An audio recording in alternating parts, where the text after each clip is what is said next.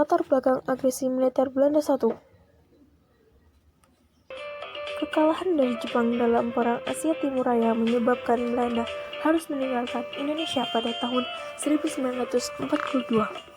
Setelah itu, pada tanggal 17 Agustus 1945, Indonesia menyatakan kemerdekaannya. Pada tanggal 23 Agustus 1945, pasukan Sekutu dan Nica mendarat di Sabang, Aceh. Mereka tiba di Jakarta pada 15 September 1945. Selain membantu Sekutu untuk meluncuti tentara Jepang yang tersisa, Nica di bawah pimpinan Van Mook atas perintah kerajaan Belanda membawa kepentingan lain, yaitu menjalankan pidato Ratu Wilhelmina terkait konsepsi kenegaraan di Indonesia.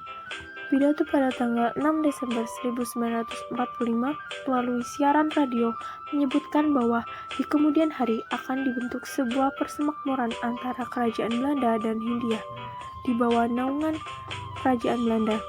Perjanjian resmi pertama yang dilakukan Belanda dan Indonesia setelah kemerdekaan adalah Perundingan Linggarjati.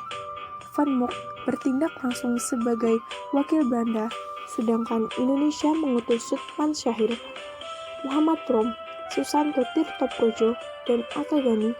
Inggris sebagai pihak penengah diwakili oleh Lord Gillard. Namun, realisasi di lapangan tidak sepenuhnya berjalan mulus hingga pada tanggal 15 Juli 1947, Van Mook mengeluarkan ultimatum supaya Republik Indonesia menarik mundur pasukan sejauh 10 km dari garis demarkasi. Pimpinan Republik Indonesia menolak permintaan Belanda tersebut. Pada tanggal 20 Juli 1947, Van Mook menyatakan melalui siaran radio Belanda bahwa tidak terikat lagi pada hasil perundingan Linggarjati. Kurang dari 24 jam setelah itu, agresi militer Belanda I pun dimulai. Tujuan utama agresi militer Belanda I. Tujuan utama agresi militer Belanda I adalah merebut daerah-daerah perkebunan yang kaya dan daerah yang memiliki sumber daya alam, terutama minyak. Namun, sebagai kedok untuk dunia internasional, Belanda menamakan agresi militer ini sebagai aksi polisionil dan menyatakan tindakan ini sebagai urusan dalam negeri. Pada suatu itu, jumlah tentara Belanda mencapai lebih dari 10.000 orang. Dengan persenjataan yang modern, termasuk persenjataan berat yang dihibahkan oleh tentara Inggris dan tentara Australia. Dimulainya operasi militer. Konferensi pers pada malam 20 Juli di Istana, di mana Gubernur Jenderal Ilham Art mengumumkan pada wartawan tentang dimulainya aksi polisionil Belanda pertama. Serangan di beberapa daerah seperti di Jawa Timur bahkan telah dilancarkan tentara Belanda sejak tanggal 21 Juli malam. Sehingga dalam bukunya J. Amor menulis agresi militer Belanda I dimulai tanggal 20 Juli 1947. Belanda berhasil menerobos ke daerah-daerah yang dikuasai oleh Republik Indonesia di Sumatera, Jawa Barat, Jawa Tengah, dan Jawa Timur. Fokus serangan tentara Belanda di 3 tempat, yaitu Sumatera Timur, Jawa Tengah, dan Jawa Timur. Di Sumatera Timur, sasaran mereka adalah daerah perkebunan tembakau. Di Jawa Tengah, mereka menguasai seluruh pantai utara. Dan di Jawa Timur, sasaran utamanya adalah wilayah yang terdapat perkebunan tebu dan pabrik-pabrik gula. Pada agresi militer satu ini, Belanda juga mengarahkan kedua pasukan khusus, yaitu KST, di bawah Westerling, yang kini berpangkat kapten, dan pasukan para satu di bawah Kapten C.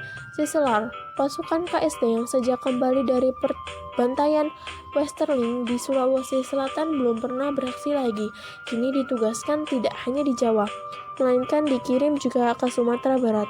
Agresi tentara Belanda berhasil merebut daerah-daerah di wilayah Republik Indonesia yang sangat penting dan kaya seperti kota-kota pelabuhan, perkebunan, dan pertambangan.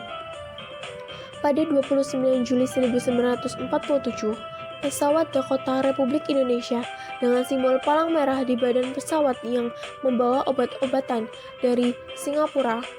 Sumbangan palang merah Malaya ditembak jatuh oleh Belanda dan mengakibatkan tewasnya Komodor Muda Udara Mas Agustinus Adi Sucipto, Komodor Muda Udara Dr. Abdul Rahman Saleh, dan Perwira Muda Udara 1 Adi Sumarno Wiryo Kusumo. Campur tangan PBB. Pemerintahan Republik Indonesia secara resmi mengadukan agresi militer yang dilakukan oleh Belanda ke PBB. Karena agresi militer tersebut dinilai telah melanggar suatu perjanjian internasional, yaitu Persetujuan Linggarjati. Belanda ternyata tidak memperhitungkan reaksi keras dari dunia internasional, termasuk Inggris, yang tidak lagi menyetujui penyelesaian secara militer. Atas permintaan India dan Australia pada 31 Juli 1947, masalah agresi militer yang dilancarkan Belanda dimasukkan ke dalam agenda Dewan Keamanan PBB.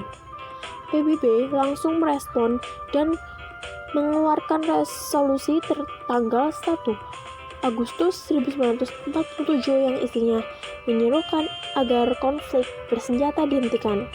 PBB mengakui eksistensi Republik Indonesia dengan menyebut nama Indonesia, bukan Nederland Indies atau Hindia Belanda, dalam setiap keputusan resminya.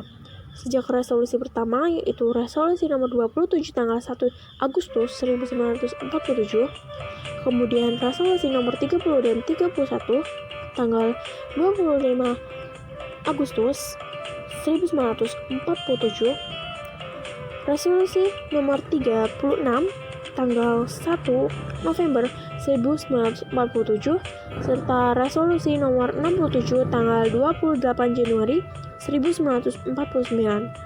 Dewan Keamanan PBB selalu menyebutkan konflik antara Republik Indonesia dengan Belanda sebagai The Indonesian Question.